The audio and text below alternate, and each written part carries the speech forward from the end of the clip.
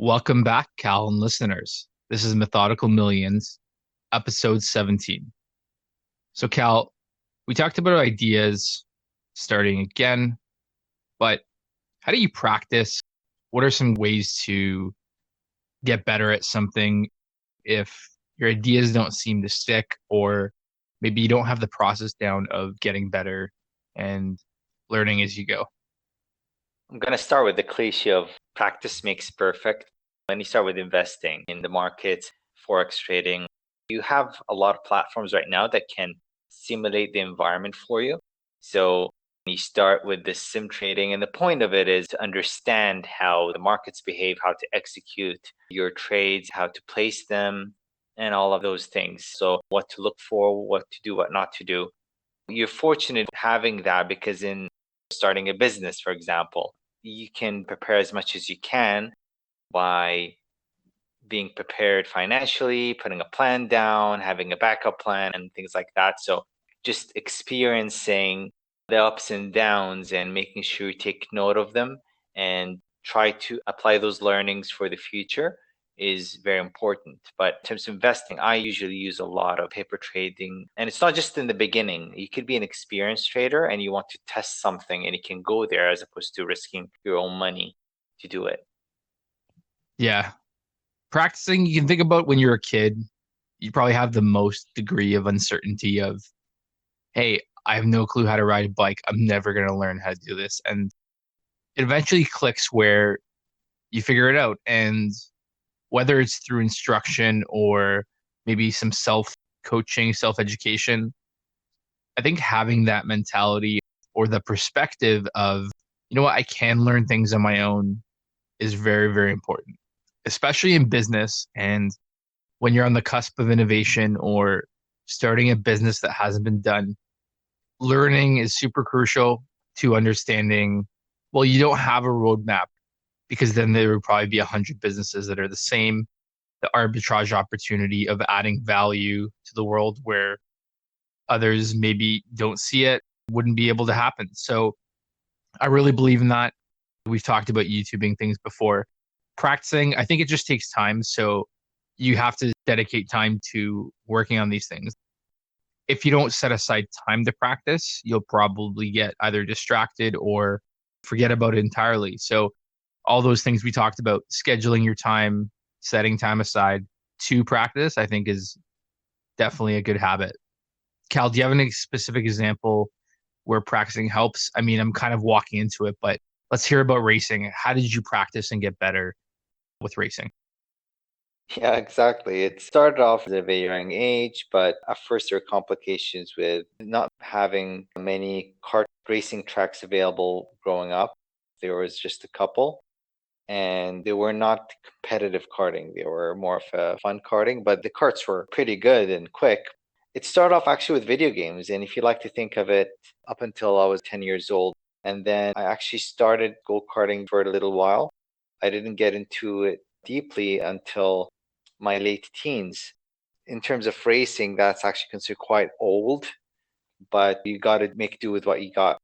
Video games is not a bad way to do it because that's a simulated environment, and I learned how braking, turning affected your speed. And a lot of the learnings that I learned from gaming, I was able to apply to the real world. And you'll have crashes, you'll spin the car, and you'll finish last, and you'll win some. And that's the thing. The first podium you get is going to be special. Then the first time you win is going to be quite special. And you apply those learnings. You learn and you gain experience, and you're not going to just ace it from the first go. And the best actual example is like the one you just used is riding a bike. No one has ever ridden a bike from the first go and they got it. Everyone had a fall, or actually multiple falls before they actually were able to finally ride the bike. So, what I'm saying is, you are going to get hurt. These are not mistakes, these are lessons. As long as you apply what you're learning, you're going to be better even the next time you try it again.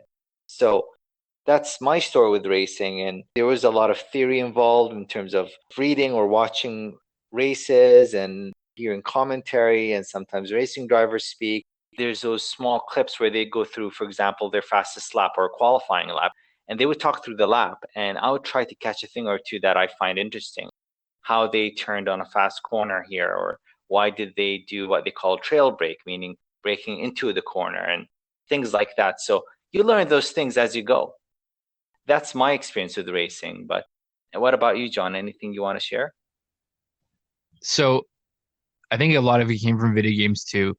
I played a lot of street hockey as a kid, got really good, and I think I played 5 hours a day with a bunch of neighbors, had a hockey net, tennis ball, and I think if you love doing it and you're always out there, you will get better. So an example is I'm out there every day, and maybe some kids aren't, maybe once a week, once every 2 weeks.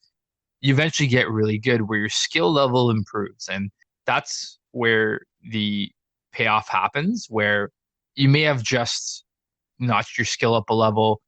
You may have learned a new trick, a new upper hand, a new understanding of the game. So life's not quite a game, but there's a lot of game mechanics in theory of business, analogies to doing things. And if you can construct things in a knowable way or a theory of, hey, you know what? I think the world works this way. Let me try it out. I think that's the path to success. You go from the unknown to a path to trying and a path to doing. And we've talked about ideas and trying and testing, but you can't just test once. Practice could take months, weeks, years, a lifetime journey. I think there was that stat. I don't know if you heard of this, Cal. It takes 10,000 hours to become a pro at something. Whether it's true or not, I don't think is really relevant. What it means is that if you take someone who's casual versus a pro, whether it's self-taught or mentored, and typically the ones who love something, it could be martial arts, anything athletic, you eventually get much better than average. So in business, a lot of people will concede and say, it's okay to be humble and you don't have to be the best at something. But if you're not even in the space and even in the game, practicing regularly, you're not giving yourself the opportunity to be better than yesterday. And I think that's the big takeaway here. Are you better than your past self? Are you going to be more experienced to handle what comes at you in the future? Your path doesn't have to be direct. Now, with the modern age, it's really just open up YouTube and learn and practice and spend the time. Cal, what do you think about the psychology of learning? How do you know if you learn something yourself?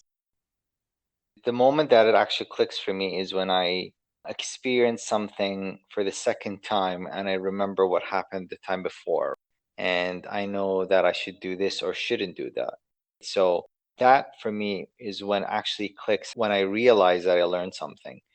Another thing is I have a recent habit that I've developed. After I do something, I actually go back and try to reflect either if it was, recorded, I'd go back to the recording. If it was written or typed, I'd go through it again. If it was data, I'd reflect over the data again. Try to go through what I've done and see with a clearer head where emotions are not involved. Because emotion has, again, a lot to do with how you react, I believe. We play sports, we do things that we're passionate about is because passion is emotion. It's what drives us to do that thing. I love racing, or you love making music. That emotion is what drives you. So sometimes while you're so immersed in the action of doing it, you would most likely be emotionally driven to do something in the sense of taking emotional decisions is what I mean. So perhaps when you go back and reflect and try to look at what you've done with a clearer headspace, that you take emotion out of the picture, that can actually help you clear out the noise and see what you should have done and just reflect. I did hear about you do something for 10,000 hours and you could be a professional or experienced or whatever you want to call it. The message behind it is what's true is for you to do something that long, you really have to have the want to do it. You have to enjoy it. You have to really have the will and the drive to spend that much of your time and effort to doing it. So there's that common ground that you have to enjoy or have to have the will to do that thing for that long. And that's where you're investing all that time and effort into. So this Michael Jordan quote just came to mind. I've missed more than 9,000 shots in my career. I've lost almost 300 games. 26 times I've been trusted to take the game-winning shot and missed. I failed over and over again in my life, and that is why I succeed. And I really think that's powerful. Living in greatness is living in failure, it's living in practicing, it's living in trying. And getting better assumes you're at a point of reference where you might not be good or you have a hardship. So if you want to get better in life, you're going to go through the pains of the suffering of not being good, of not getting the result you want, of feeling something's off. And whether it's being surrounded by good people or just throwing on AirPods and listening to music and doing it on your own, get in that creative space, that cultivating space of getting better and practicing. I remember I got goosebumps the first time I read that quote of Michael Jordan a few years ago. And I just want to add as well, I came across another quote of Einstein. Basically, he says that I'm not really a genius. And the difference between me and everyone else is that he hung around long enough trying to answer the questions that he wanted answered. And that's why he's a genius. So that's the difference. You don't have to have a natural ability to do what you're doing. You don't have to be a great genius to become a scientist or some genetic advantage to be an incredible athlete. You just have to do it long enough through the ups and downs. That's just part of the process.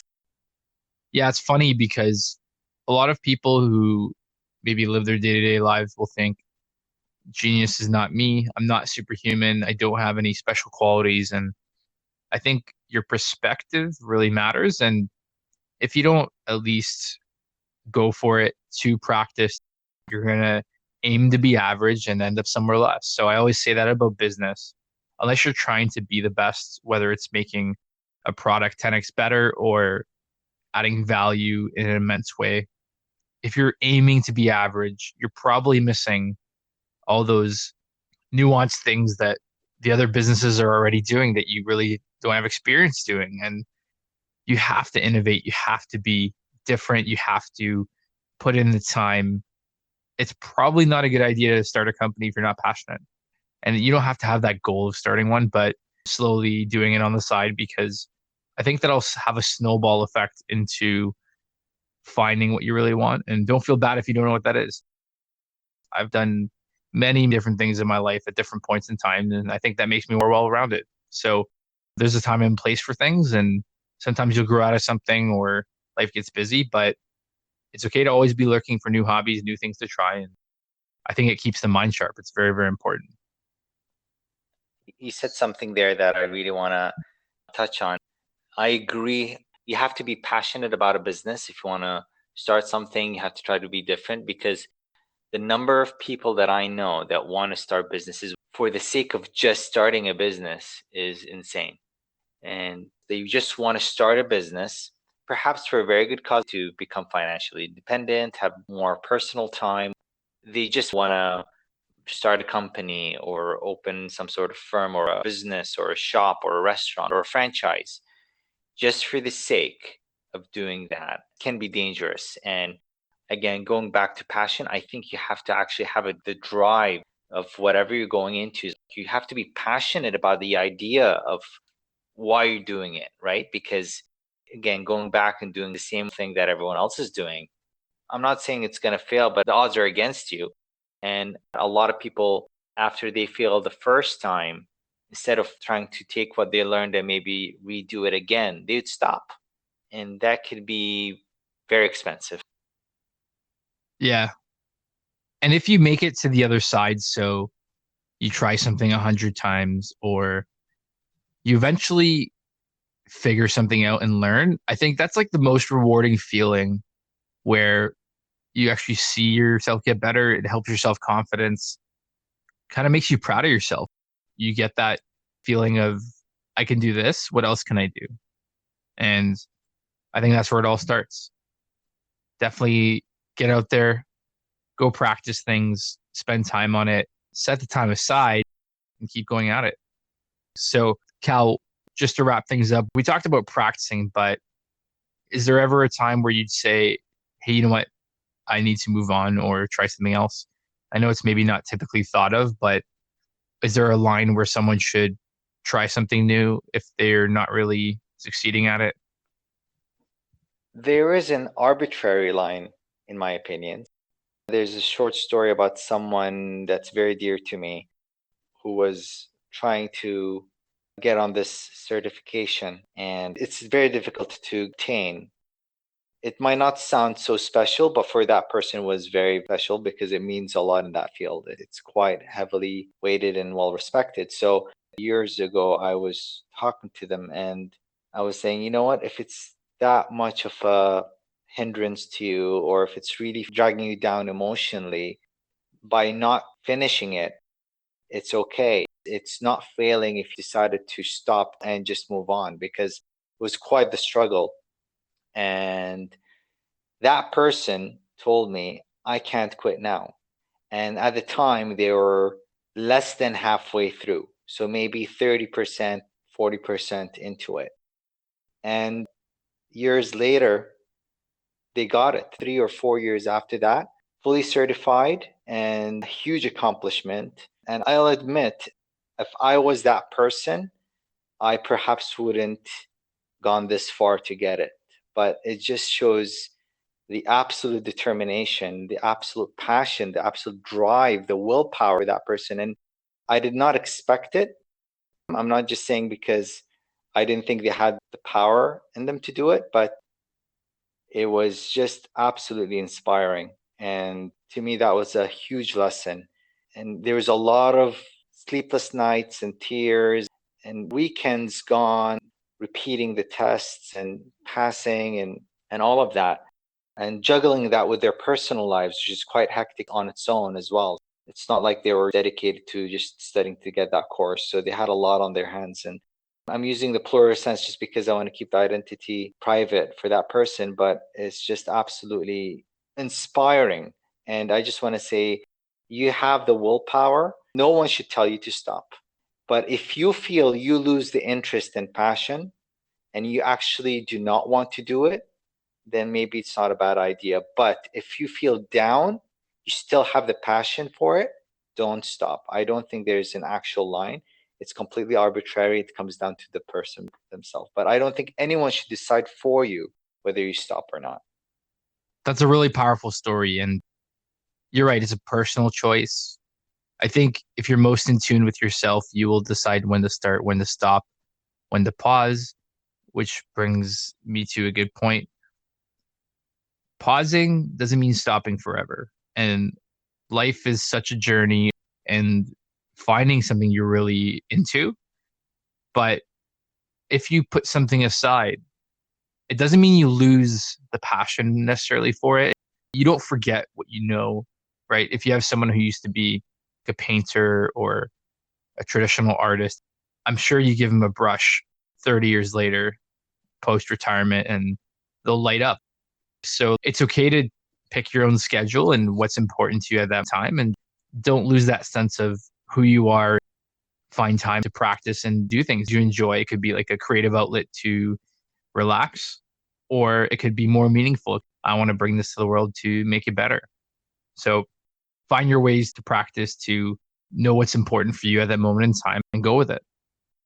With that said, we'll wrap up today's episode. Go out there, get some practicing done, keep at it. And if you got some stories of hardship where you thought you wouldn't make it and you did, drop us a line. We'd love to hear from you. I want to thank all our listeners for tuning in. That was Methodical Millions, episode 17. If you'd like to follow future episodes, you can find us at methodicalmillions.com or info@methodicalmillions.com for episode feedback. Thanks, everyone.